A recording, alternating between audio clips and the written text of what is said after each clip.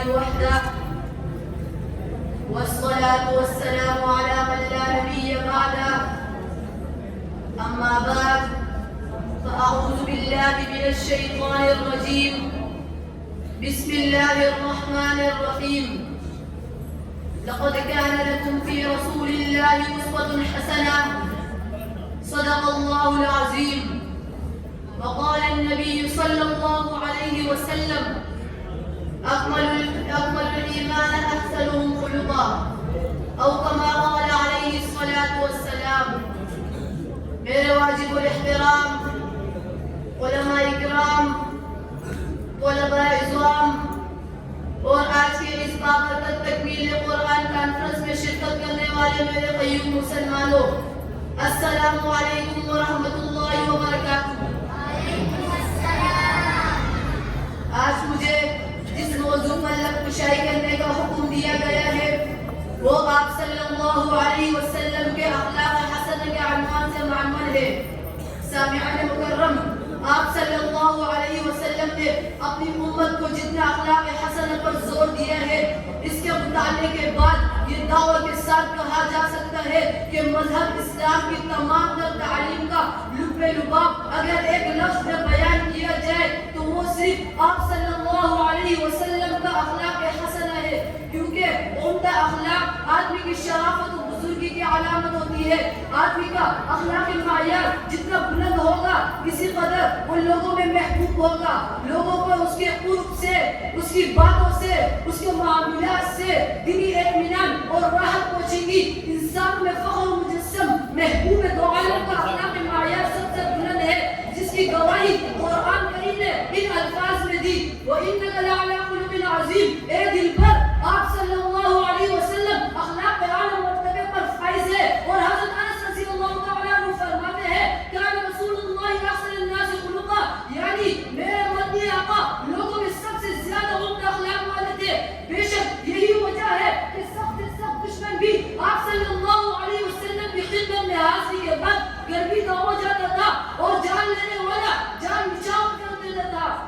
چنانچہ ایک مرتبہ جب آپ صلی اللہ علیہ وسلم بیت اللہ میں نماز پڑھ رہے تھے، جب آپ صلی اللہ علیہ وسلم سجدے میں گئے تو ملعون ابو جہل نے آپ کی پیٹھ پر انگلی رکھی، جس سے آپ صلی اللہ علیہ وسلم کو بہت تکلیف ہوئی، مگر آپ نے اسے کچھ نہیں کہا۔ ایک مرتبہ جب دعوت تبلیغ کے لیے مکہ والوں سے مایوس ہو کر طائف تشریف لے کے گئے اور ان کو توحید و سنت کی دعوت دی، انہوں نے نہ تو آپ صلی اللہ علیہ وسلم کی دعوت قبول کی اور نہ آپ صلی اللہ علیہ وسلم کی مہمان نوازی کی، بلکہ آپ صلی اللہ علیہ وسلم پر ظلم و ستم کی انتہا کر دی۔ وہاں کے بچوں اور اوپاش لڑکوں سے کہا کہ ان کو پتھروں سے مار مار کر یہاں سے نکال دو۔ چنانچہ آپ صلی اللہ علیہ وسلم پر اتنے پتھر برسائے گئے کہ خون سے آپ کی جوتیں مبارک بھر گئی۔ فرشتہ آیا اور عرض کیا: یا رسول اللہ، آپ ہمیں حکم دیں، ان کو اب تباہ برباد کر دیں گے، مگر آپ نے فرمایا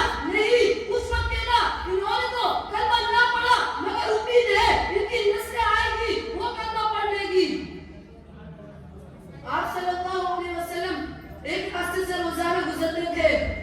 اس راستے میں ایک عورت آپ کو روزانہ کچرا پھینکتی تھی۔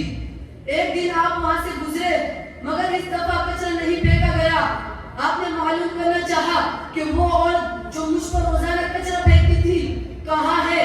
معلوم کرنے پر آپ صلی اللہ علیہ وسلم کو علم ہوا کہ وہ بیمار ہے۔ آپ صلی اللہ علیہ وسلم صحابہ کو لے کر اس کی عیادت کے لیے گئے۔ وہ بڑھیا یہ دیکھ کر مسلمان ہو گئی: ارے کیا میں اپنے نبی کے اخلاق بیان کروں؟ میں کیا اپنے نبی کے اخلاق حسن کے واقعات سناؤں؟ بلکہ تاریخ کی کتابوں کو مطالعہ کیجیے، قرآن اور سنت پر غور کرو۔ اگر اس جہاں میں آپ کو سب سے با اخلاق شخصیت مل گیا وہ میرا نبی ہوگا۔ سامعین محترم، اللہ تعالیٰ نے جس طرح آپ صلی اللہ علیہ وسلم کو کئی اچھی صفات سے نوازا، اسی طرح آپ کو اخلاق کا معلم بنا کر بھیجا۔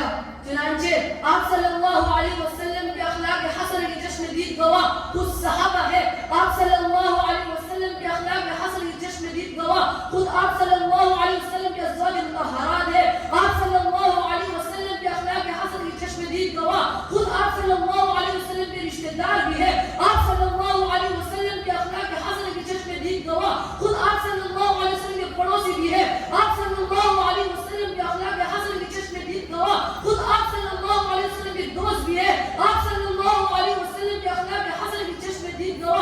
آپ صلی اللہ علیہ وسلم کے دشمن بھی ہے. آپ صلی اللہ علیہ وسلم کے اخلاق حسن کی چشم دید گواہ. خود آپ صلی اللہ علیہ وسلم کے غلام بھی ہے. آپ صلی اللہ علیہ وسلم کے اخلاق حسن کی چشم دید گواہ. خود رب کائنات بھی ہے. سامعین محترم، آپ صلی اللہ علیہ وسلم نے اپنی امت کو جتنا اخلاق حسن آپ صلی اللہ علیہ وسلم نے اپنی بعثت کا مقصد ان الفاظ میں بیان فرمایا. انما بعثت لاتمم مکارم الاخلاق، بے شک میں اخلاق حسن کی تکمیل کے لیے بھیجا گیا ہوں. اور یہ بھی فرمایا کہ تم میں سے میرے محبوب اور قیامت کے روز میرے قریب وہ شخص ہوگا جس کے اخلاق اچھے ہوں گے. ہمیں بھی چاہیے کہ ہم ہر لمحہ ہر جگہ اپنے نبی کے اخلاق کو اپنی زندگی میں لائیں. تب ہم اپنی نظروں میں بھی کامیاب ہوں گے، غیروں کی نظروں میں بھی، رسول صلی اللہ علیہ وسلم کی نظروں میں بھی، اور اللہ تعالیٰ کی نظروں میں بھی کامیاب ہو جائیں گے. بس اس آخری شاعر کے ساتھ اپنی تقریر کو ختم کرنا چاہتا ہوں. خدا کی یاد ہے طاقت ہماری، خدا کی یاد ہے طاقت ہماری، مسلح ہے ہماری تخت شاہی، ہماری فوج ہے اخلاق حسنہ، ہماری فوج ہے اخلاق حسنہ، ہمارا حسن ہے ترک مناہی. دعائیں کہ اللہ تعالیٰ ہم سب کو آپ صلی اللہ علیہ وسلم کی طرز زندگی سے محبت اور عقیدت عطا فرمائے اور اخلاق حسنہ کو اپنی ہر جان بنانے کی توفیق عطا فرمائے. آمین ثم آمین وآخر دعوانا الحمدللہ رب العالمین.